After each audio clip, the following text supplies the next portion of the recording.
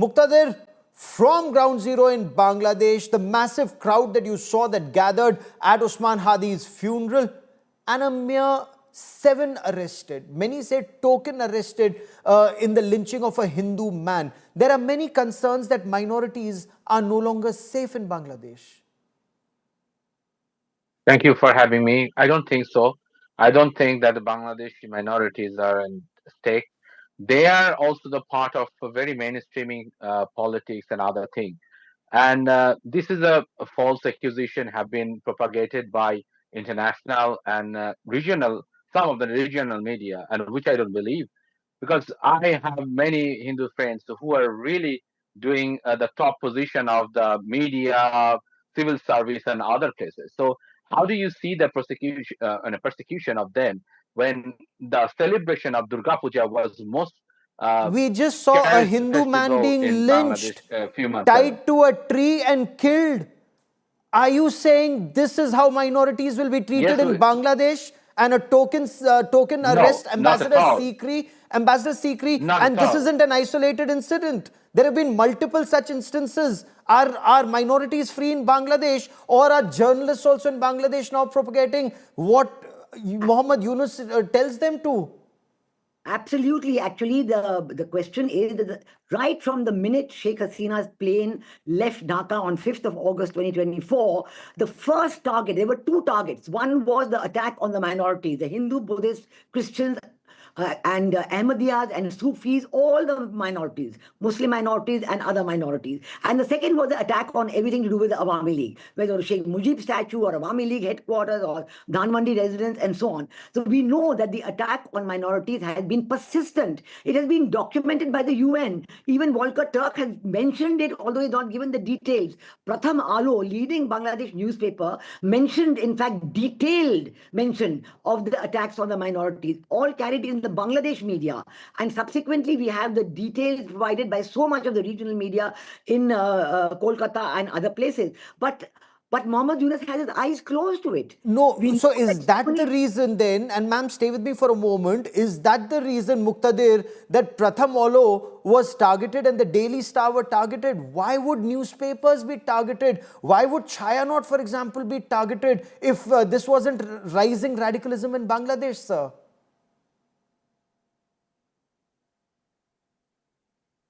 Muktadir. Is this a question to me? Yes, sir. I don't think so. It's because of a long-standing a kind of a very significant amount of intent and hatred has been uh, you know propagated in Bangladesh, because you see hardly people know about India, the relation with India. Whenever the Indian authorities in pinching their nose, and when they are propagating every time again Bangladesh, so people are very much agree with this. The Bangladeshi, after the 5th August, they wanted to have very good relation with every neighbor. But what we have seen every time, propaganda against Bangladesh. So Bangladeshi people are now very afraid of what India is doing, because they are believing that the many of the family leaders who are conspiring from India, and That is then why their these impact is Bangladeshi people who are now in scared Bangladesh. will either lynch Hindus, or they will burn Pratham Alo, or they will burn the No. office of Daily Star, and they will It's not a Hindu. burn down It's Chayanot, a which is man. Bengali music, We Bengali culture, consider him Bengali as a art. man. There are lots of lynching incidents has been taking place in Bangladesh since 5th August, which is very unfortunate, which is absolutely unfortunate. The Dr. Muhammad Yunus just said that the 7 suspected criminals were arrested, but that's not enough at all, because that should be stopped. And we have been saying that it must be stopped. This such a mob should be stopped. But yet, we don't want to see this is in a optics of religion, or in a sect, or as Oh, a of course, caste. secular It lynching, is sir. a phenomenon. Absolutely. Secular lynching. Nothing to do with religion. Let me bring in I Subir would say Bhaumik. this. Let me bring in Subir Bhaumik.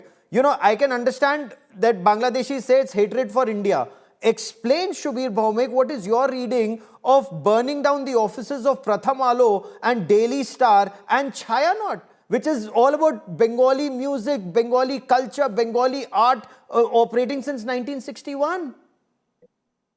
Let me make one thing very, very clear. What is happening in Bangladesh today is a complete all-out attack on the very values that made 1971 and the independence of Bangladesh possible. It's an attack. You know, Osman Hadi's killing, what has Chayanot and Udichi got to do with it? But Udichi has been attacked before. These people have been attacked before. You know, this is a direct attack on the very identity, the secular, linguistic, nationalist identity, which made Bangladesh possible. Today, the ghost of Pakistan has returned, and these people who are doing it are actually going to facilitate. It's all a plan, a larger game plan to facilitate an Islamist takeover of the country. Now in Bengali, we say, Shak diye maach dhaka. You know, you cannot cover up a huge problem by posing or feigning ignorance, that everything is fine, everything is okay. I am against the idea that only X is attacked or Y is attacked. You know, it's not just the Hindus. It's the Sufis who have been attacked. Islam grew in the Bengal frontier courtesy the Sufis, okay? It's not the Salafist Wahhabi Islam. In Bangladesh, the Sufis. No, but are let me get Muktadir. Why? Let me get Muktadir to respond to why would Chaya not be targeted? Why would symbols of Bengali culture or music or art and literature be targeted, sir? It's definitely by far right wing, because the growing anti-Indian sentiment is taken by the hardliners and, of course, some of the major far right groups, and they are taking advantage This of it. anti-Indian And sentiment. we are very much shocked with this. Okay. We are very much shocked with this. We are extremely shocked with this. We are very much shocked with this. No, but whenever Pratham is attacked, it's feeling like that. Gen Dhillon, before I bring in Ambassador Sikri, Gen Dhillon, the secular, liberal Bengalis have been shocked since the day Sheikh Hasina was ousted. They remain in shock, and yet they remain silent, it seems. Good evening, Gaurav, and good evening to fellow panelists and viewers.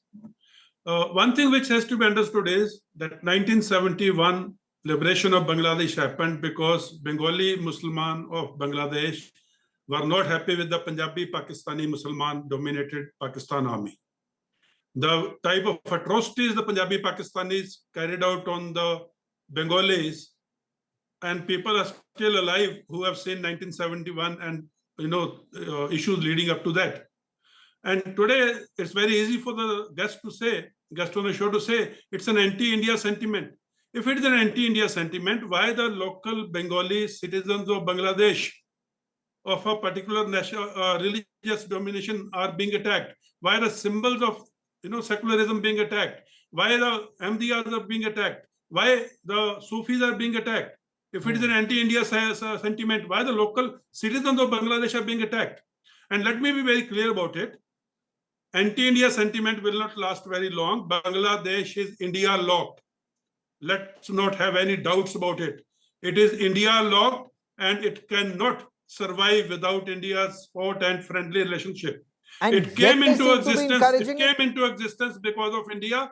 It must remain into existence with friendly relations as neighborly at equal terms with India. This rhetoric of anti-India sentiments does not hold water in today's international diplomacy and international relations. But I want to bring in Ambassador Sikri, because Ambassador Sikri, you were our High Commissioner in Bangladesh at a time when there was a hostile government. Is the situation as bad now or even worse now, where these radical Islamists have virtually taken over the country and the civil society is either afraid, unwilling, unable or complicit in not calling them out?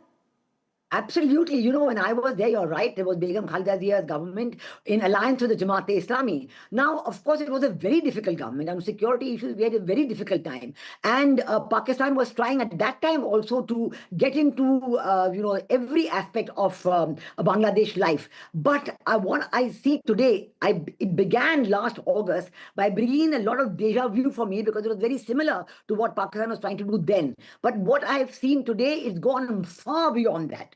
Because Pakistan has overturned everything of the last 54 years. They have never been able to embed themselves in the Bangladesh army as they have done today. They have never been able to reverse all the decisions of the last 54 years, like visa restrictions, trade, cargo inspection, studying in each other. All that has been reversed. And they are forcing, Muhammad Yunus is like putty in their hand. Jamaat-e-Islami is the one controlling it, and he is the one driving it. This is repeated reference to anti-Indian sentiments by your panelists from Bangladesh is absolutely what they are trying to create. This is what the Islamists have been doing from day one. Now the Jamaat-e-Islami has even forgotten its partnership with BNP. They don't want BNP at all as a partner. Yes.